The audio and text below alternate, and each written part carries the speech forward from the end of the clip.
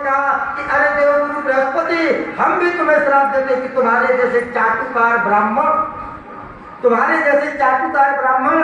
जो सत्य को ना जानता हो, सत्य को ना जानता हो, जैसा उसका स्वामी चलवाना चाह रहा है वैसे चले, तुम्हारे जैसे चाटुकार ब्राह्मण निर्धन हो जाए। अब महाराज एक दूसरे वहां श्रापाश्रापी होने लगे। वहां तो सम्मान सभा थी और वहां श्राप सभा होने लगी। शंकर भगवान ने अपने गणों को आदेश दिया, बोले अब यहाँ से खिसकने में ही भलाई है। और महाराज सबको लेकर के चले जाते हैं। भगवान शिव के जाते ही ब्रह्मा विष्णु भी अंतर्ध्यान हो जाते हैं। अब यहाँ चुपचाप कैलाश में आकर के भोलेनाथ ने ना तो अपनी पत्नी को बताया, अर्धांगिनी को बताया। यदि महाराज ससुराल में किसी पति का थोड़ी देर विलंब से स्वागत हो जाएगा तो घर में आकर अपनी पत्नी को इतना ताना देते हैं, अरे तुम्हारे ससुराल में, तुम्हारे मायके में गया था, वहां मेरी कोई पूछ नहीं हुई, वहां ऐसे कमरे में लिटा दिया जहां मच्छर काट रहे थे, वहां महाराज खाना भी अच्छे से नहीं दिया, कोई लोगों ने सम्मान भी नहीं किया। यदि अगर एक बार चला जाता है तो महीनों अपनी पत्नी को ताने मारता है। मगर यहाँ भोलेनाथ ने क्या किया, ससुर ने अपमान किया मगर अपनी पत्नी को ये बताया भी नहीं कि तुम्हारे पिता ने मेरा अपमान किया है। आकर के चुपचाप कैलाश में बैठ करके भगवान राम का ध्यान करने लग जाते हैं। और महाराज दक्ष से रहा नहीं गया कि क्योंकि जाता नहीं स्वभाव कभी खल का।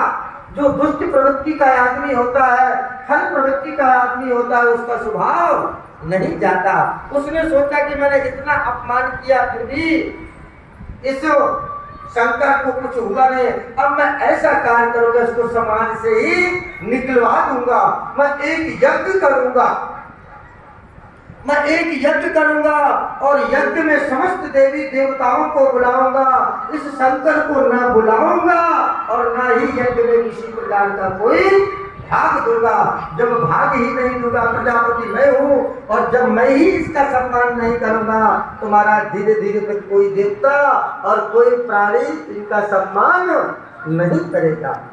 और उसने मन में ऐसा द्वेष रख करके हरिद्वार के कनखल में एक ब्रह्म सत्र नाम का यज्ञ रखा और उसमें समस्त देवी देवताओं को आमंत्रित किया।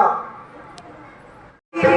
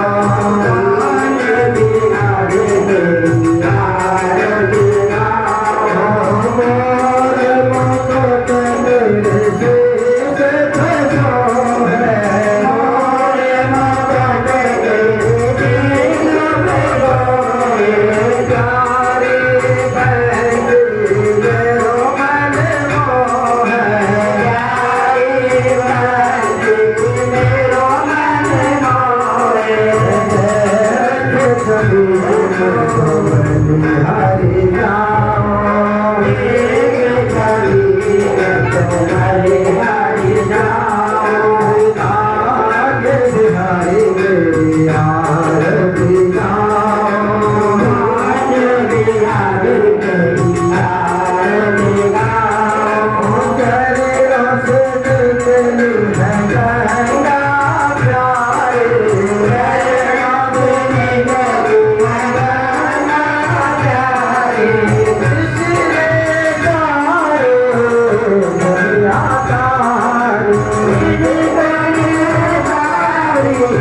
दुनिया